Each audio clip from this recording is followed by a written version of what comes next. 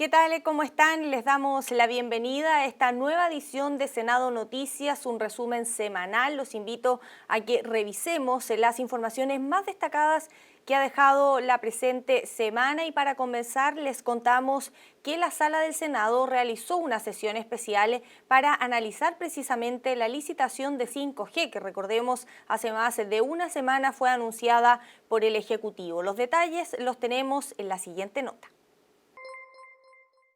El teletrabajo, la educación online, entre otras actividades a distancia, se han vuelto de manera forzosa en tareas cotidianas a raíz de la pandemia, para lo que resulta esencial contar con una Internet de calidad. Es lo que precisamente busca nuestro país con la licitación del espectro para la quinta generación digital, el 5G. Y es que en el territorio, aún con el avance tecnológico, persiste una brecha importante, despierta muchas de las dudas sobre el proceso. No es aceptable que el gobierno del presidente Piñera quiera privatizar 1.800 megahertz. 1.800 megahertz sin recibir un peso a cambio los chilenos y sin recibir nada para cerrar la brecha digital. El 5G representa el Internet de las cosas, pero no termina con las brechas digitales que hoy día tenemos en nuestro país. Y por eso consideramos que las bases de licitación deben ser revisadas. Primero, porque no contemplaron contraprestaciones sociales. No se hizo cargo del acceso fundamentalmente de Internet en los sectores rurales. En la actualidad existen más de 18 millones de conexiones móviles, sin embargo, solo 3,5 millones de personas tienen acceso a una red fija. En algunos puntos, especialmente rurales o extremos, simplemente no existe cobertura, pese a los esfuerzos legislativos en la materia. Por esto es que en sesión especial del Senado se exigió un replanteamiento. Es clave llamar al presidente de la República para un gran acuerdo nacional para digitalizar Chile los próximos 5 años. Parece que el gobierno no entendió el mensaje del 18 de octubre. Necesitamos inclusión. Necesitamos que Chile privilegie la ampliación de cobertura y beneficios. Hoy día solo el 50% de los hogares en Chile tiene internet fijo y observamos la brecha digital a raíz del tema de la pandemia. Necesitamos mejorar los servicios que se entregan y esta es una oportunidad que, de no corregirla, evidentemente yo dudo que vayamos a tener un escenario igual en el futuro. En el Ejecutivo y el oficialismo aseguran que se hacen esfuerzos paralelos para disminuir la brecha digital, como con la fibra óptica. Además, que en esta oportunidad se exigirán mínimos de calidad y cobertura. De hecho, uno de los requisitos es cubrir el 90% de la población de Chile y tiene un requisito que no se ha establecido en ningún otro concurso antes, que son exigencias de mínimo de calidad, de velocidad. Aquí se está exigiendo calidad y se está exigiendo cobertura. La preocupación que ha tenido justamente nuestra ministra y el presidente Piñera es justamente la reducción de la brecha digital. Y ese es un objetivo que tenemos que tener todos. Lo peor que nos puede ocurrir aquí es la postergación justamente de 5G. En la sesión se anunció la presentación de un proyecto de acuerdo en la cual pedirán al gobierno considerar nuevos parámetros y que abra el debate en el Congreso respecto a cómo dar el salto a la digitalización. Y el Congreso Nacional durante esta semana despachó el proyecto que permite ofrecer la modalidad de teletrabajo a las mujeres embarazadas. Los detalles los tenemos en la nota que preparamos. Si bien en la actualidad el Código del Trabajo establece que durante el periodo de embarazo las trabajadoras no podrán cumplir funciones consideradas perjudiciales para su salud y, de ser necesario, ser trasladadas a otro trabajo sin reducción de sueldo, en el marco de la pandemia se profundiza esta norma, estableciendo la obligación a los empleadores de ofrecer la modalidad de teletrabajo. Así lo establece la norma despachada a ley por el Congreso Nacional y que será aplicable durante el estado de excepción constitucional por calamidad pública.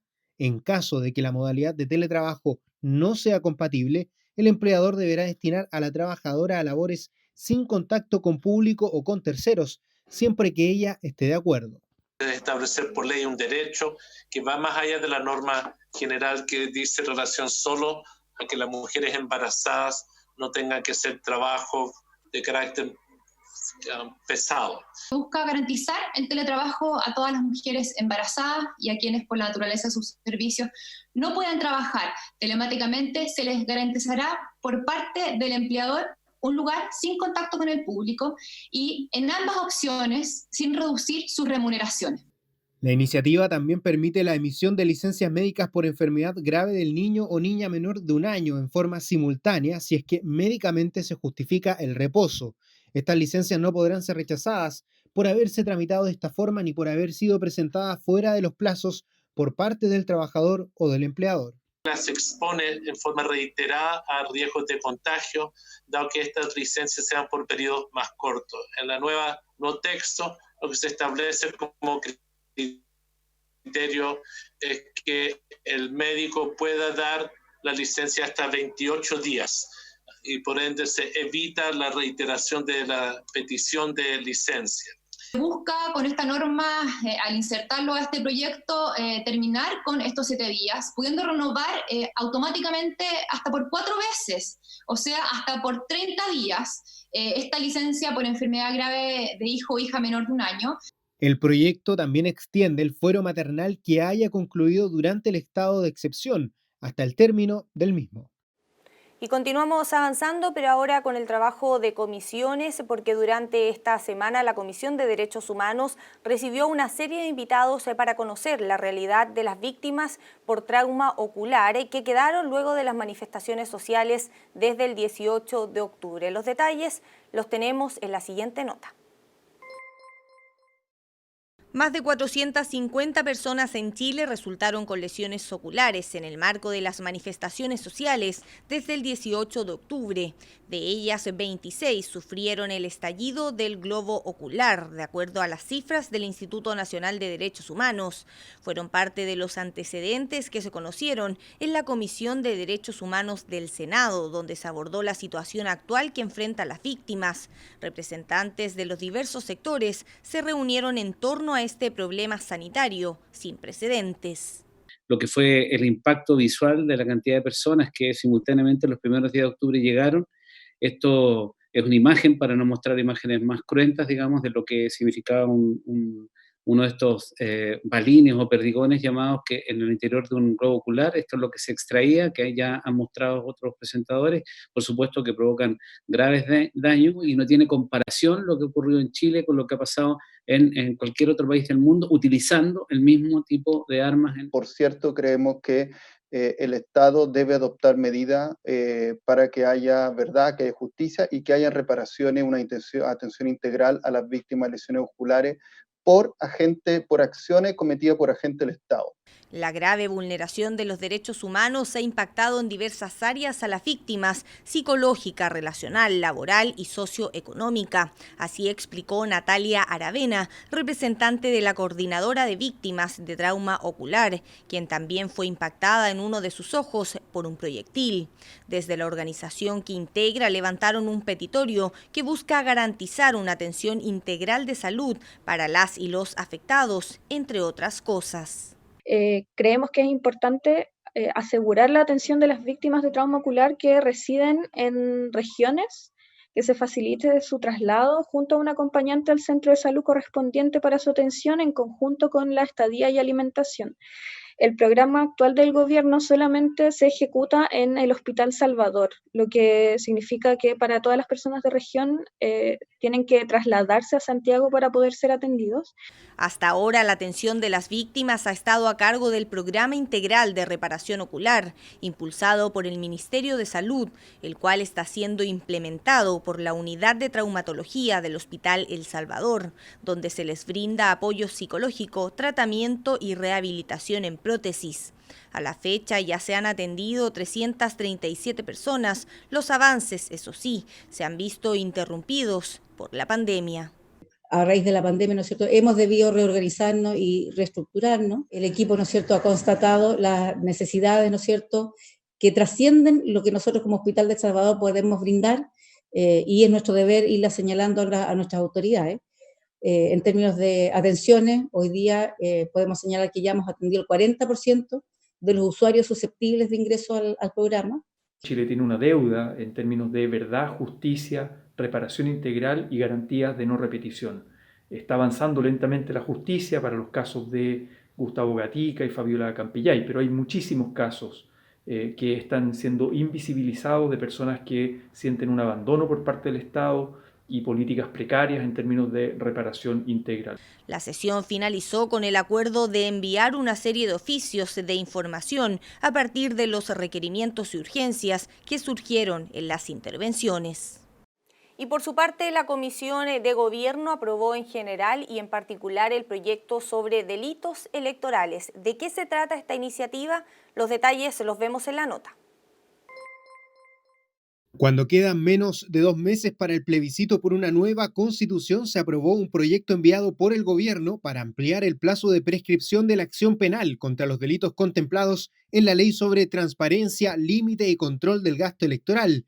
El texto indica que el eventual delito podrá perseguirse hasta por 5 años desde que fue presentada o debió presentarse la cuenta general de ingresos y gastos de campaña. Yo estoy dispuesto a apoyar la modificación que se plantea porque efectivamente no tiene mucho sentido el plazo de prescripción que se estaba planteando y obviamente hacerlo contra la presentación de la cuenta de gasto electoral es algo absolutamente concordante con lo que debiera ser, entre comillas, el principio de ejecución de un posible delito. Tenemos que terminar con los privilegios de la clase política, es la única forma de generar cambio. Sí estoy de acuerdo con el cambio de la prescripción. La ley también contempla faltas o infracciones, las que según el proyecto prescribirán dentro de 1 año. El delito se configura al superar en un 40% el límite de gasto y en la Comisión de Gobierno se planteó la posibilidad de reducir el porcentaje y modificar otros aspectos, lo que finalmente no prosperó.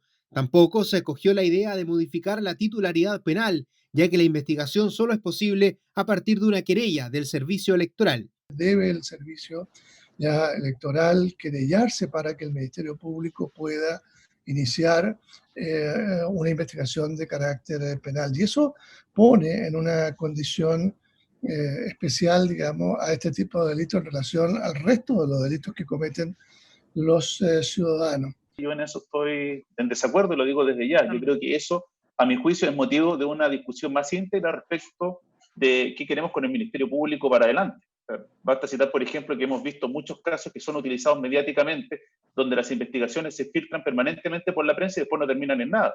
No hay responsabilidad de los fiscales respecto a las filtraciones, no hay responsabilidad respecto a la calidad de las investigaciones. Nosotros creemos que si se establece una ley que fija el límite del gasto electoral y el control, cualquier cosa que se escape de esa normativa debiera ser constitutiva de delito y no debería establecerse este porcentaje que por lo demás no es bajo, es un 40%, superior a un 40% de ilegalidad. A mí me parece lógico que se genere un cambio respecto a eso. Yo creo que es un porcentaje abultado, creo que es una señal también importante hablar de estos cambios.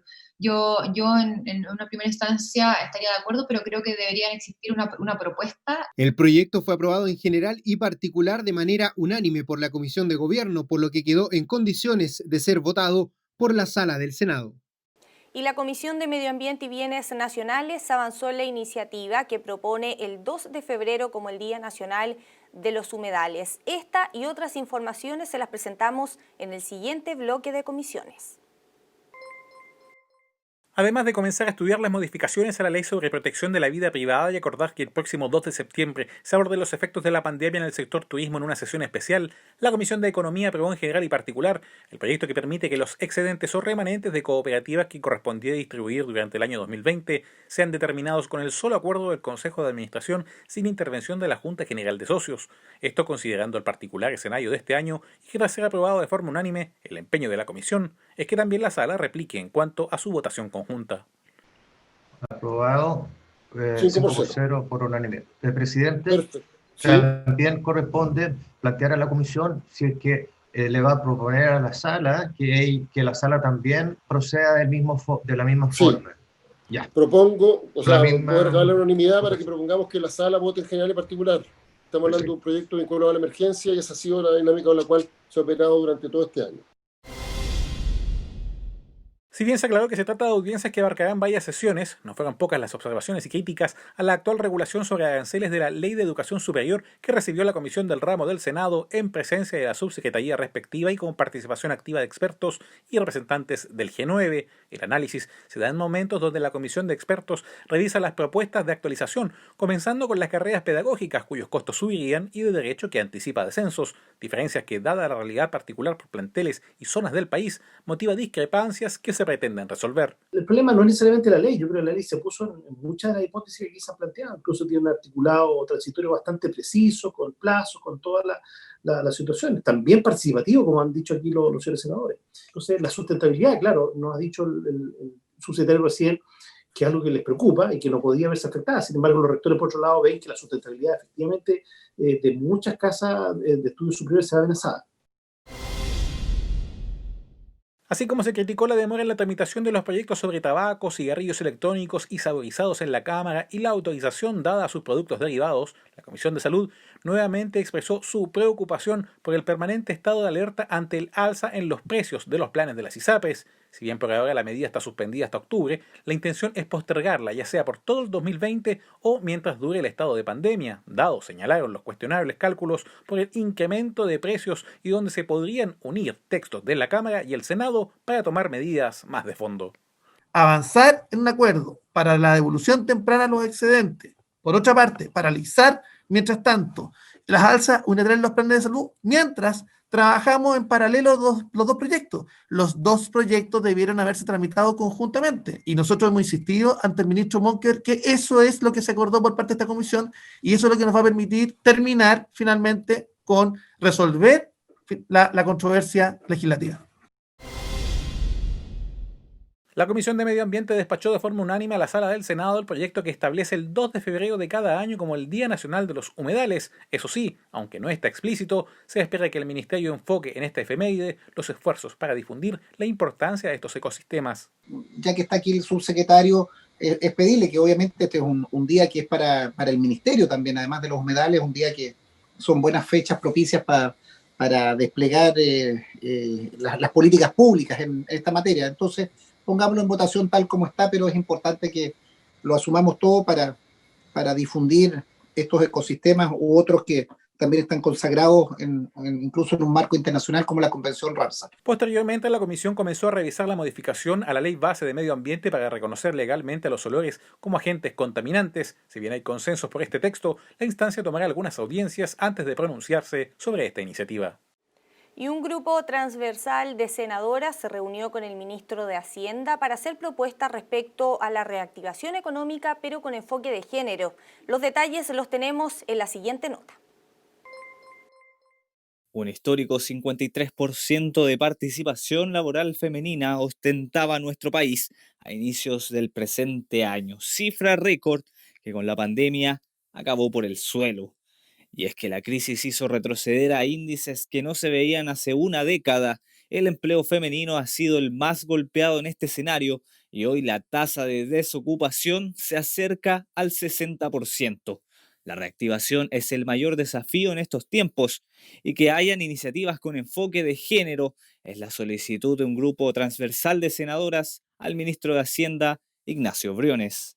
Que existan subsidios especiales en términos laborales también para el emprendimiento, pero también una mirada distinta en las licitaciones y cómo estamos combatiendo las distintas contrataciones en el sector público. Hoy día esta mirada es transversal. Las más afectadas con esta pandemia son las mujeres. Cualquier agenda que se haga tiene que tener un sello que se preocupe de ellas. Ellas además son en muchos casos sostenedoras de sus hogares y por lo tanto requieren una acción decidida y efectiva desde el Ejecutivo. En un documento de 5 páginas, las legisladoras plantean una batería de medidas de incentivo a la recuperación del empleo femenino, entre ellas un mayor subsidio a la contratación, respaldo a emprendedoras y microempresarias, apoyo financieros a salas cunas y jardines infantiles y destinar inversión pública a sectores con alta participación femenina. La propuesta de las senadoras Sabat, Bombaer, Goich y Rincón fue acogida en La Moneda. Me han entregado una serie de propuestas que están acá, yo quería analizarlas, concordando con el sentido general de ir en esa dirección que el país ha ido tomando y que es importante reforzar y reforzar por sobre todas las cosas para salir de esta crisis, para salir de esta pandemia, para recuperarnos todos juntos. Hace una semana, en sesión especial del Senado, también se planteó la necesidad de impulsar una agenda integral, la que nace de la inquietud de diversas organizaciones desde la Mesa de Género COVID. La premisa es asumir transversalmente esta problemática que agobia a las mujeres de nuestro país. Y en Senado Noticias conversamos con senadores de la región de Magallanes respecto a esta última semana, donde se presentó un aumento en los casos por COVID-19 y también la Seremi de Salud presentó su renuncia. Los detalles se los presentamos a continuación. Aquí hay una responsabilidad local de los habitantes, pero también de nuestras propias autoridades. Tienen que coordinarse mejor. Y desde aquí les hago un llamado, porque son las autoridades las que tienen que ordenar la situación. No ha sido una semana sencilla en Magallanes en medio de la pandemia del COVID-19. Mientras en gran parte del país los índices van a la baja, Punta Arenas retrocedió el paso 1 del plan del Ministerio de Salud por desconfinamiento, volviendo a cuarentena y tras llamar la atención por tener la tasa más alta de casos por habitante a nivel nacional, la Seremi de Salud Mariela Rojas hizo pública su molestia, dando a conocer su renuncia a pocos días de la visita del presidente Sebastián Piñera. Yo respeto, valoro y aplaudo la labor de los funcionarios de salud, tanto del hospital como de la atención primaria. Pero aquí hay algo que está pasando, que está saliendo de la norma nacional con la tasa de incidencia, como decía usted, más alta del país. En una carta, la renunciada autoridad acusó irresponsabilidad de los dichos del ministro, negó un inminente colapso del sistema sanitario local y calificó las palabras como parciales, erróneas e inaceptables. Todo lo anterior mientras los gráficos siguen en márgenes preocupantes por positividad de contagios. La reciente visita presidencial y donde se destacó el aporte de la Universidad de Magallanes en tiempos de pandemia no han parecido ser suficientes. En la escala regional por comuna, Punta Arenas es el epicentro de los contagios, seguida muy de lejos por Puerto Natales y más atrás por venir. La senadora Carolina Goich coincide con la autoridad municipal de Punta Arenas, Claudio Radonich, en el sentido que hubo un relajo ante el eventual control de la enfermedad y es una muestra de lo que puede ocurrir en el país si se da por superada la emergencia antes de tiempo. Tras vivir el pic del contagio, después ser capaces de contenerlo y una cifra alarmante hoy día de aumento, es lo que puede pasar en el resto de las regiones del país, en el resto de las comunas. Entonces yo creo que aquí hay que mirar con mucha detención cómo se está implementando el desconfinamiento. Esto no puede ser sinónimo de que la gente se relaje, porque si no, después es muy difícil volver pasos hacia atrás. Por su parte, el senador Carlos Bianchi dijo que hay que dar vuelta a la página sobre la salida de la Seremi y enfocarse en el resguardo de los canales terrestres, marítimos y aéreos que conectan a la región, además del vital factor del autocuidado. Tiene poco sentido referirse a la salida o no de la Seremi de Salud. Ya está. Ya se salió, se retiró, renunció, con las críticas que ella misma hizo al propio ministro de Salud. Lo que tenemos que hacer es ver cómo las cosas las hacemos mejor, cómo corregimos los errores que nos han llevado a tener cifras tan elevadas de personas contagiadas con el COVID. Ese es el tema. Solo autocuidado. Y yo sé que ha habido en ustedes un autocuidado, pero también sé que hay mucha necesidad y el gobierno no ha sabido llegar a tiempo para cubrir esa necesidad. Por eso el trabajo entre autoridades y ciudadanía debe ser compartido, agregó el senador, o como suma la senadora Goich, donde se hace necesario hacer cumplir la cuarentena local en Punta Arenas de una forma efectiva. Yo quiero llamarlos a extremar el cuidado cada uno individual y a exigir, y lo vamos a hacer, a las autoridades de salud para que efectivamente lleven adelante un proceso como tiene que hacerse, prolijo, exhaustivo, para seguir evitando mayores contagios como lo hemos tenido en nuestra región. Creo que es fundamental en esto que la cuarentena hoy día en Punta Arenas sea una cuarentena efectiva. Revisar cuáles son las empresas esenciales, las que efectivamente se necesita que se mantengan y el resto necesitamos que paguen. Si la cuarentena no es efectiva durante estos 14 días, va a ser un tremendo costo perdido en la contención de los contagios. A esto hay que agregar que informes epidemiológicos de las universidades de Santiago y de Chile apuntan a cifras más críticas que las comunicadas por el MinSal en una segunda ola de coronavirus en el extremo sur, que al menos con la incorporación de un tercer laboratorio de muestras en Punta Arenas y un cuarto en septiembre para Puerto Natales, podría generar la revisión de 1.000 muestras diarias para ayudar a detectar y controlar la pandemia en la región más austral de nuestro país.